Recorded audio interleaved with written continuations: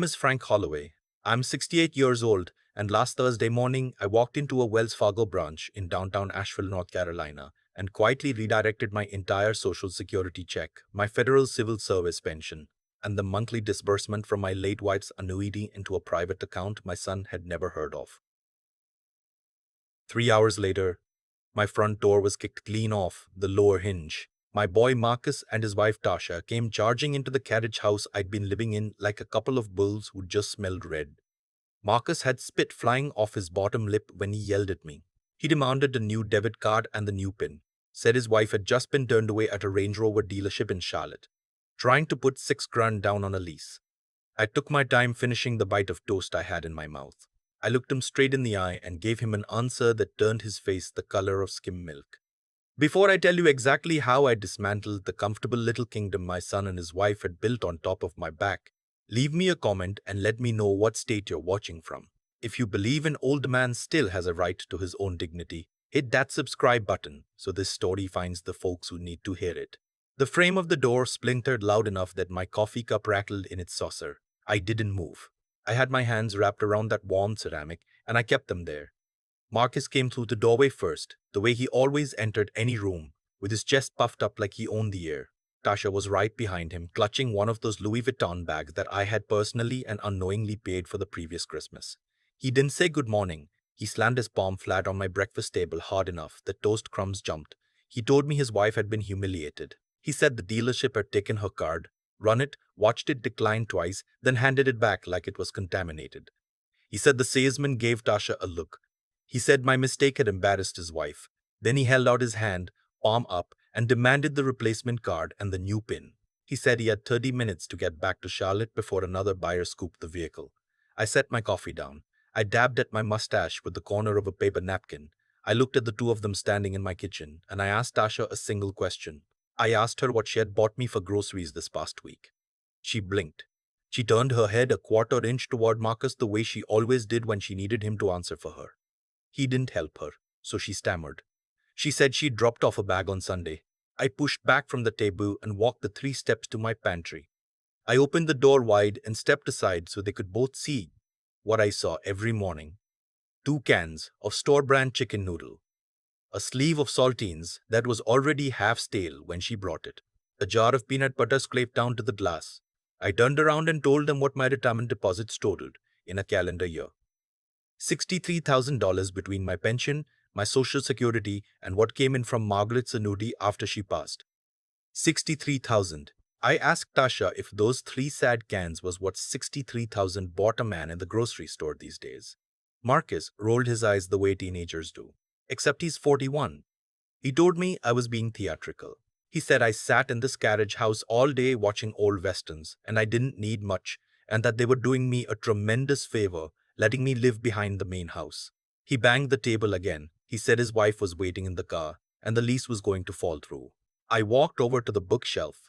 Behind a row of old feud manuals from my Army Corps of Engineers days, there was a black 3-ring binder, the kind we used to use for project specs back in the 70s. I pulled it out.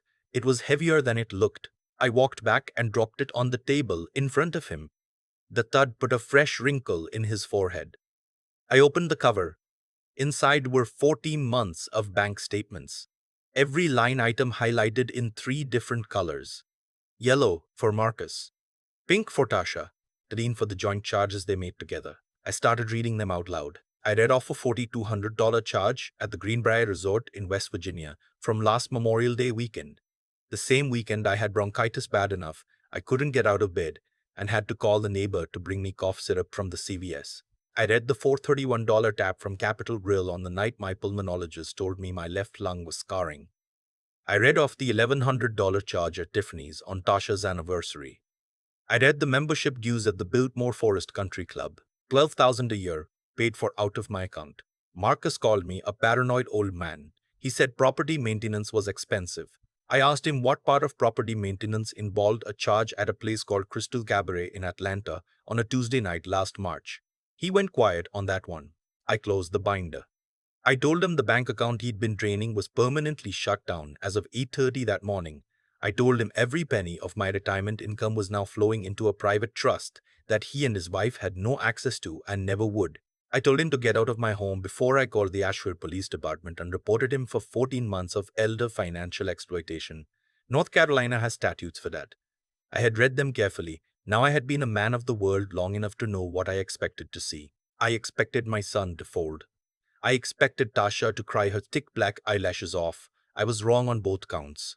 Marcus didn't even flinch. He reached into the inside pocket of his suit jacket and pulled out a manila folder, thin as a magazine, and he tossed it on top of my binder like he was throwing down a winning hand at a poker table. He smiled. It was a slow, satisfied smile, and it was the first time in my life I'd ever looked at my own son and seen a stranger. He told me to open it. So I did.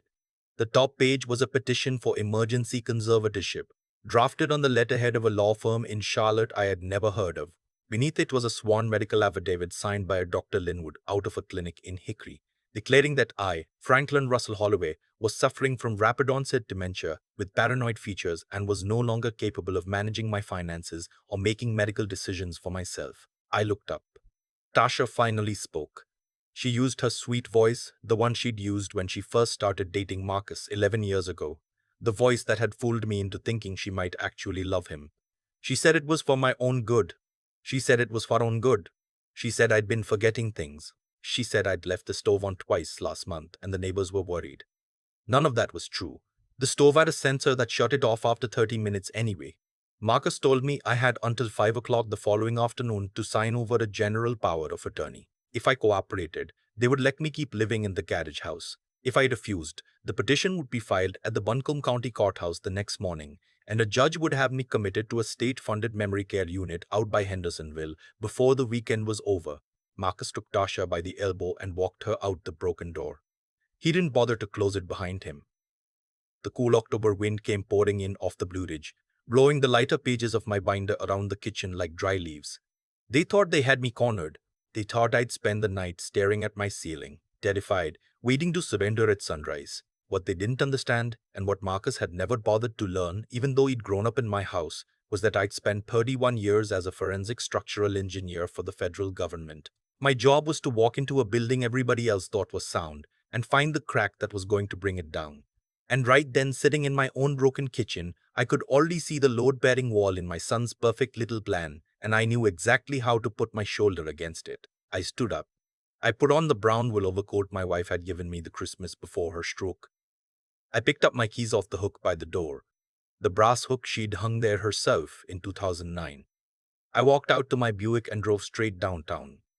The drive took my 2 minutes. I didn't turn on the radio. I'd known the man I needed to see for almost 2 decades. His name was Edward Calloway, and he was the meanest estate attorney west of Raleigh. I'd hired Ed back in 2006 to set up the trust that protected my wife's mother's farm in McDowell County, and I had watched him take apart a developer who tried to use eminent domain to grab the family acreage. He hadn't smiled the whole time. I respected that. His office was on the 7th floor of the old Jackson building on Back Square. I walked past his receptionist without stopping. Ed looked up from his computer, took one look at my face, and waved off whatever he had on his calendar. I sat down across from him. I put my hands flat on his desk. I told him my son had filed paperwork to have me declared incompetent so he could seize control of my assets, that he'd hired a doctor who'd never met me to sign an affidavit saying I had dementia, and that he was giving me until 5 o'clock tomorrow to surrender a power of attorney. Ed didn't gasp. Ed didn't pluck his tongue. Ed reached into his desk drawer and pulled out a fresh yellow legal pad and a Pilot G2 pen. He asked me one question. He asked me one question. He asked me if there was any chance at all, that the conservatorship was the whole play. I sat there for a moment. I told him I didn't think so. I told him my son was a commercial real estate broker who got paid on commission and lived like he was on salary. I told him the lifestyle didn't add up to the income, even with my money on top of his. Ed nodded slowly. He picked up his desk phone, called his paralegal Denise, and told her to drop everything and run a comprehensive title search on every piece of property recorded under my name in Buncombe, Henderson, and McDowell counties. While we waited, Ed pulled my master file up on his computer. He had 2 big monitors. On the second one, he pulled up the deed to the main house, the 4-bedroom Craftsman where Marcus and Tasha lived. I had bought it free and clear in 2003, 2 years before Marcus got married, with the proceeds from selling my mother's house in Roanoke. I'd put it in my name on purpose. Margaret had insisted on it. She always said, "You don't put a house in a son-in-law's name and you don't put one in a daughter-in-law's name, you keep it in your own." She was right about a lot of things, and that was one of them. Ed started clicking through the county registrar's database. The cursor spun. The room got quiet. I heard the radiator tick. Then Ed leaned forward in his chair, and his shoulders went tight.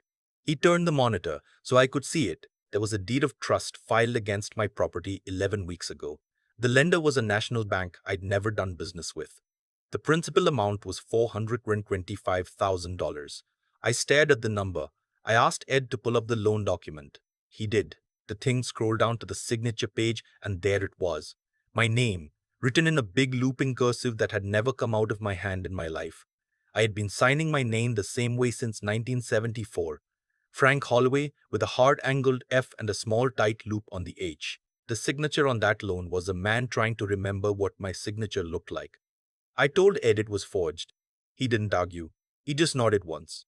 He scrolled to the bottom of the document and showed me the notary stamp. The name was Yvette Marbury, with an office in Mooresville. Ed wrote it down.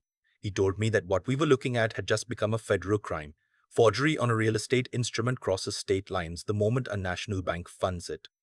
We were no longer talking about a son being the son of a gun. We were talking about bank fraud, aggravated identity theft, and a probable RICO predicate if Ed could find a second instance. I asked him what we needed to do first. He told me the conservatorship petition was the immediate threat. Because if a judge granted it on an emergency basis tomorrow morning, every account I owned would be frozen before lunch and Marcus would have legal authority to walk into my carriage house and put me in a van. Ed picked up the phone and called a colleague of his at a clinic in Buncombe County, called the Center for Cognitive Assessment. It was the same clinic the North Carolina court system used when it needed an independent capacity evaluation in contested cases. Ed pulled some strings. He got me an appointment for 6 the following morning. He told me to go home, get whatever sleep I could, and be there at 5:45 with my driver's license and Medicare card. I drove home. The carriage house was still standing, the broken door still hanging crooked. I went into my bedroom and pulled out the framed photograph of Margaret that I kept on the dresser. I sat on the edge of the bed, and I looked at her face for a long time. She had passed in February of 2022 from a brain bleed. We had been married 46 years. I told her out loud what had happened. I told her our son had hired a stranger to lie about me, and our daughter-in-law had stood in our kitchen and called me forgetful with a smile on her face. I told her I was not going to roll over. I felt her hand on my shoulder the way I sometimes did when I was working a hard problem, and I went into the kitchen and made myself a sandwich and didn't sleep at all. At 5:45 the next morning, I was sitting in a fluorescent lit waiting room with 3 other senior citizens, all of us hauled in by someone who wanted us declared something we weren't. They took me back at 6 sharp. The lead psychiatrist was a black woman named Dr. Imani Faulkner, with reading glasses pushed up on her forehead and a coffee mug that said Western Carolina University on the side. She had 2 colleagues with her. They explained the test would take 4 hours: memory recall, executive function, mathematical reasoning, spatial logic, paranoia screening, mood assessment. They warned me it was designed to be exhausting. I told her I'd spent 14 months in Vietnam in 1969 reinforcing bridges that the Viet Cong blew up every other Tuesday, and that exhaustion and I had a long professional relationship. She didn't laugh. She was a serious woman. I appreciated that. They started with a digit Spain test. They said a string of numbers. I had to repeat them back, then in reverse. Then they gave me a list of 10 unrelated words and told me they'd ask me to recall them in an hour. They had me draw a clock face showing 11 minutes past 10, which is a standard clinical test for early-stage dementia. I drew the clock with the precision of a man who used to draft a scarce schematics for the Tennessee Valley Authority. They gave me a packet of mental rotation puzzles. I was done in 9 minutes. They gave me a long-form arithmetic sequence, descending sevens from 100. I rattled them off without thinking about it. They asked me about my mood. I told them I was angry but not depressed, and that I could clearly distinguish between the two. They asked me about my sleep. I told them I'd slept poorly the night before for situational reasons that any rational person would understand. They asked me to recall the 10 words from earlier. I gave them all 10 in the order they'd been presented, then offered to give them in reverse for fun. Dr. Tutukum. Faulkner looked up from her notes and finally cracked the smallest smile of the morning. They left the room to confer. I sat there for 25 minutes listening to the building's ventilation system. When they came back, Dr. Faulkner sat down across from me with a manila folder of her own. She told me I had scored above the 95th percentile on every domain they've tested. She said my executive function was sharper than most of the graduate students who came to the clinic. She told me she'd be issuing a formal letter, signed and notarized and sealed by all three evaluators, certifying that I was of sound mind and fully capable of managing my own affairs. She slid the affidavit across the table. She told me she was sorry that whoever was trying to do this to me was someone I loved. I thanked her. I walked out into the parking lot at 10:30 in the morning with the document tucked into a manila envelope under my arm. The sun was bright. I felt the weight of 48 hours come off my shoulders for about 30 seconds. That's when my phone buzzed. It was an automated alert from the bank that held the $425,000 fraudulent loan against my house. Apparently, when Marcus had set up the loan, he'd had to put my email address on the account because the bank required a verifiable contact for the title holder. He'd used my real one, figuring I'd never see the alerts. The notification said a wire transfer for the full available balance, $398,000, had been initiated 12 minutes earlier. The destination was a corporate account at Banco Atlantico in the Cayman Islands. I stood there in the parking lot of the cognitive clinic with my mouth open. He wasn't just trying to steal from me.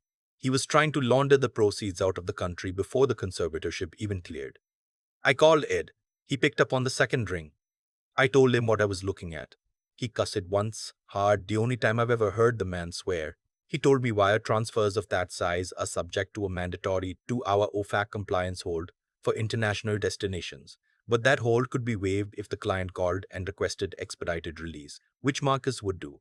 We had less than 2 hours, probably less than one. Ed told me to drive directly to the regional headquarters of the bank, which happened to be 16 blocks from where I was standing.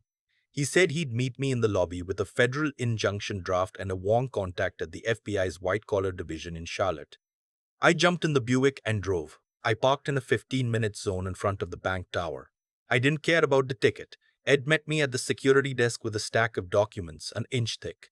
We rode the elevator to the 18th floor, where the regional vice president of operations had his office. The receptionist tried to stop us.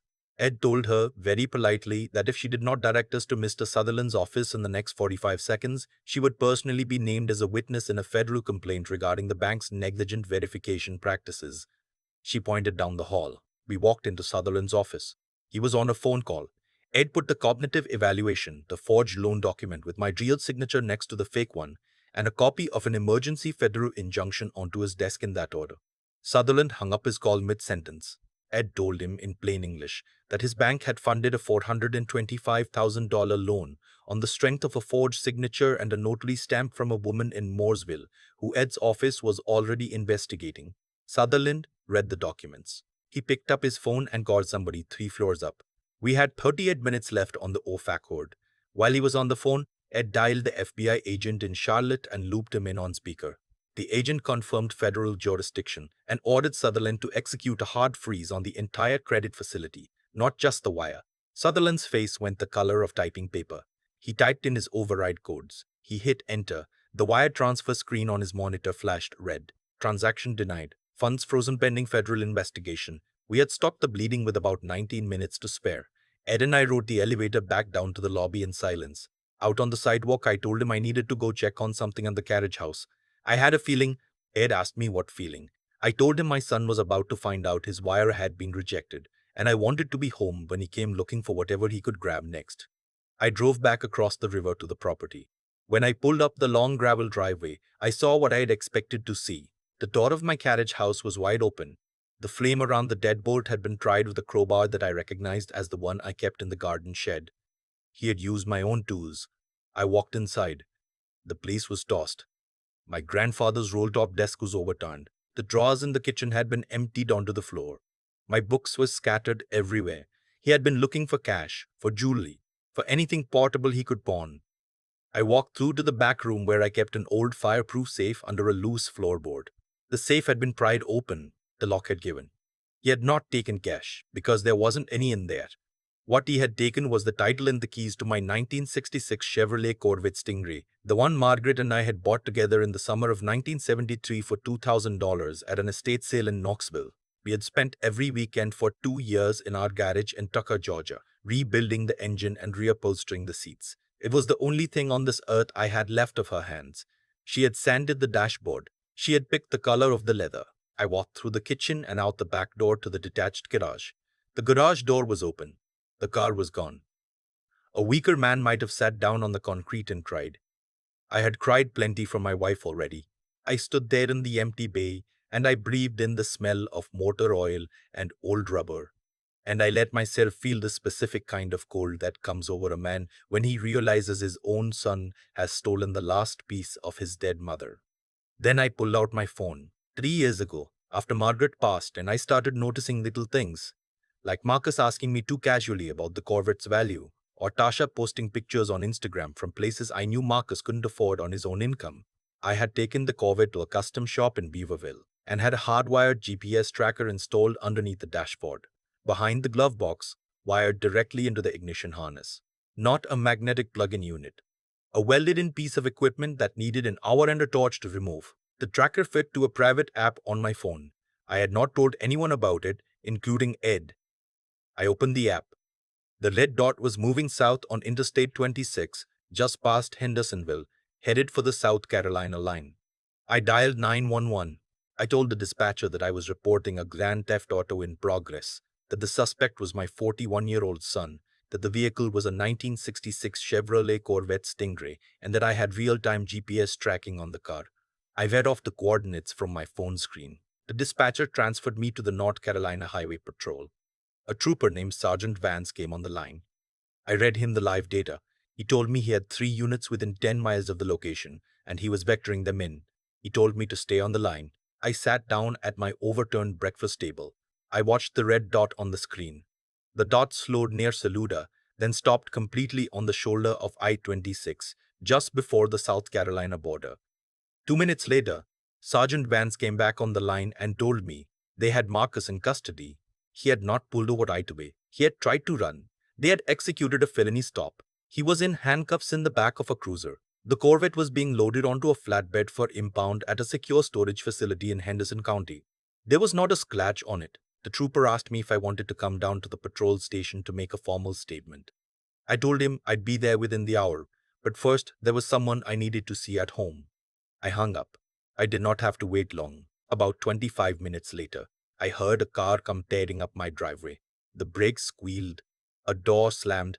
Tasha came running across the yard in her stocking feet, holding her cell phone out in front of her like it was on fire.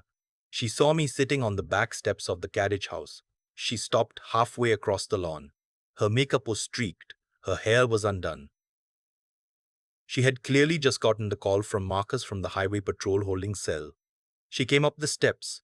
She did not bother with hello. She begged. She said it was all a misunderstanding. She said Marcus had panicked. She asked me to call the trooper back, please, please, and tell him I had given Marcus permission to take the Corvette out for an errand. She said I was his father. I could fix this. I could make it go away. I let her talk. I let her try. I waited until she ran out of words. Then I told her what she did not yet know, because Marcus had been too ashamed to tell her on his one phone call. I told her that the Corvette was a smaller crime. I told her that 12 hours earlier, Marcus had attempted to wire $398,000 to an offshore bank account in the Cayman Islands. I told her the money had come from a forged loan he had taken out against the very house she was standing on in my name. I told her the FBI was already involved. I told her that every joint account they shared had been frozen as of 10:30 that morning. She sat down on the steps next to me. She didn't speak for a long time. Then she started doing something I had seen women like her do before, in courtrooms and in nursing homes and on phone calls with my own sister 20 years ago. She started rewriting the marriage in real time. She told me she hadn't known about the loan. She told me Marcus controlled all the money. She told me she'd been a victim too all these years. She begged me to call my lawyer and have him represent her in a divorce. She said she would testify against Marcus. She said she would testify against Marcus. She said she would tell the federal prosecutor anything I wanted her to say. I looked at the cans of soup. I could still see through the open door of my pantry. I asked her if Marcus had also been the one forcing her to feed me peanut butter and crackers while she wore a Tiffany bracelet and went to the Greenbrier. She did not have an answer. I told her I was not going to fight her divorce. I was not going to pay her lawyer, and I was not going to lie to a federal judge for her. I told her she had a choice in front of her. She could tell the FBI everything she knew, voluntarily, before they came knocking, and she might catch a break on conspiracy charges. Or she could lie, and she could go to a federal women's facility for 5 to 10. I told her I did not particularly care which path she chose, but she had about 48 hours to decide, and she was not going to make that decision sitting on my steps. She stood up. She looked at me one more time, like she was waiting for the father-in-law she'd known to come back. He didn't. She walked back across the lawn to her car. She didn't say goodbye. I drove down to the highway patrol station. I gave my statement. I declined to drop the charges. I drove home. I slept that night for the first time in 3 days, 11 hours straight, the deepest sleep I'd had since Margaret passed. The next morning, I sat down with Ed, and I told him I had one more move to make. The $425,000 loan had been against the main house, the Craftsman, the one Marcus and Tasha actually lived in. With Marcus arrested and the loan flagged as fraudulent, the bank was going to try to come after the property to recover the funds, even though their underwriting had been negligent. Ed had been working on that angle.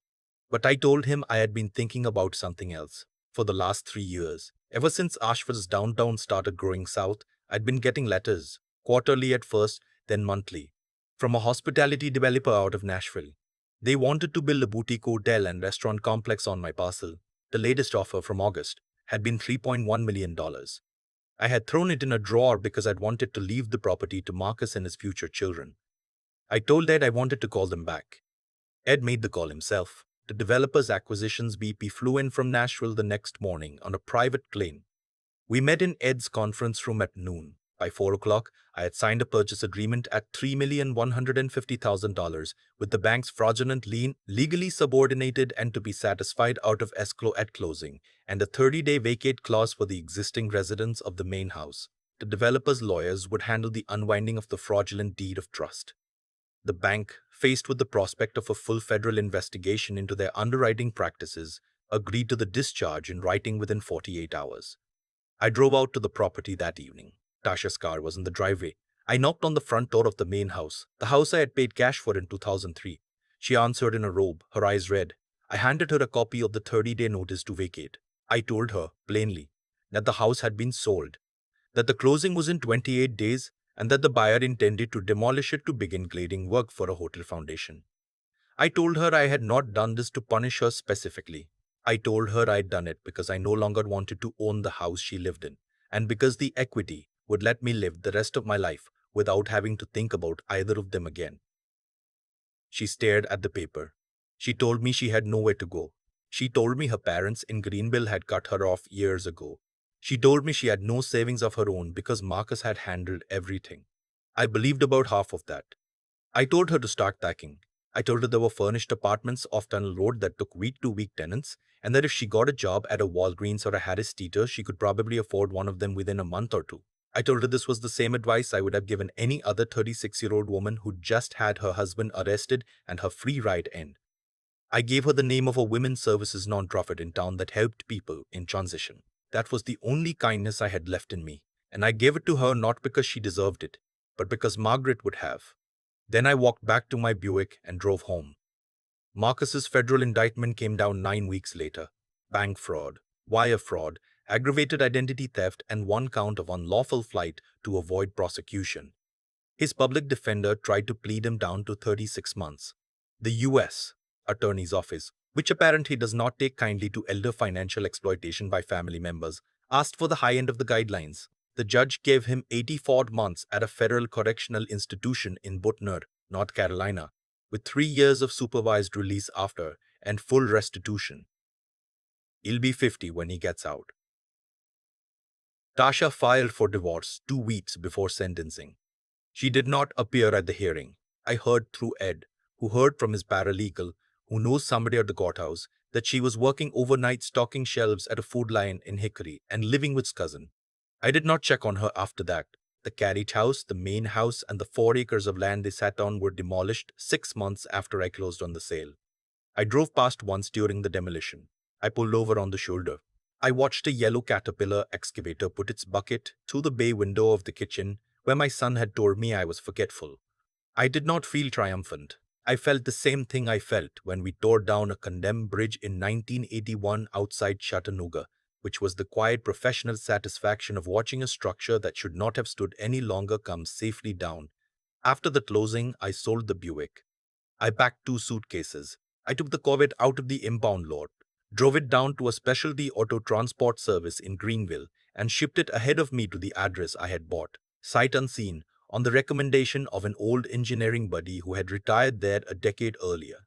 I bought a cottage on 3 acres outside of Bozeman, Montana, with the Bridger Mountains visible from the back porch. I have a propane stove, a wood-burning fireplace, a writing desk under a window that looks east, and a garage with a heated floor where the Corvette sleeps when it snows. I put up a hummingbird feeder Margaret would have loved. I joined a small Methodist church in town, the kind where people still bring covered dishes to potlucks. I have made 2 friends, both widowers, both veterans.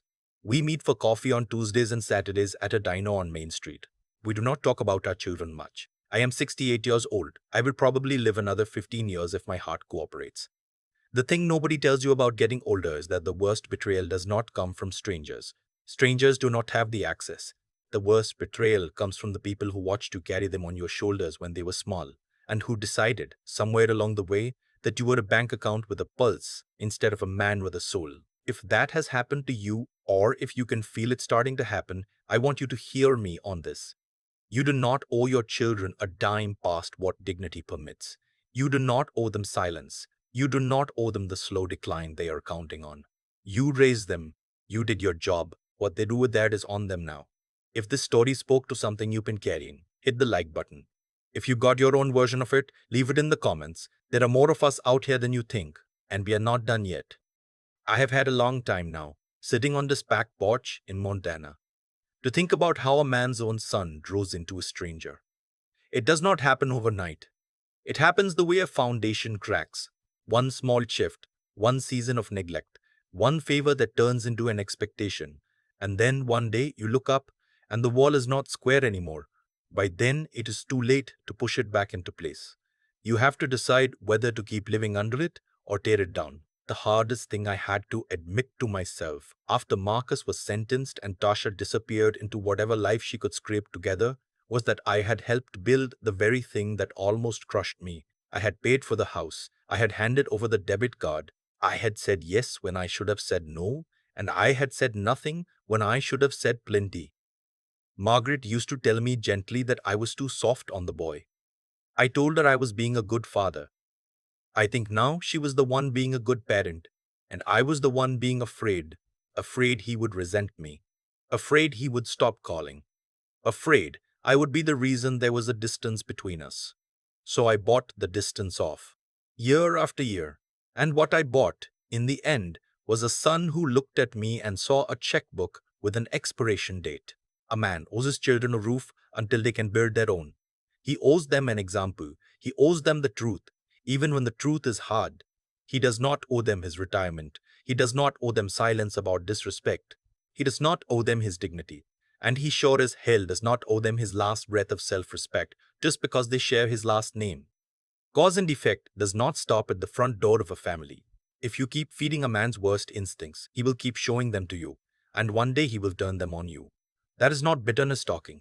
That is just how the math works. What I would say to the man I was 3 years ago, the one feeding himself peanut butter sandwiches while his son ate at Capitol Grill, is this. Decency is not weakness, but the absence of a backbone is. Love does not require you to be eaten alive. The strongest thing a parent can do, sometimes, is close the bank, lock the door, and let a grown child meet the consequences of who he has chosen to be. That is not punishment. That is the only honest education some people will ever get. I am 68 years old. I have a quiet house, a good dog now, and a 1966 Corvette in the garage that my wife's hands once polished. I sleep through the night. I eat what I want. I owe no one. And every morning, when I take my coffee out onto the porch and watch the light come up over the bridges, I think about the man I almost let them turn me into, and I am grateful in a hard, quiet way that I found my spine before they finished taking it.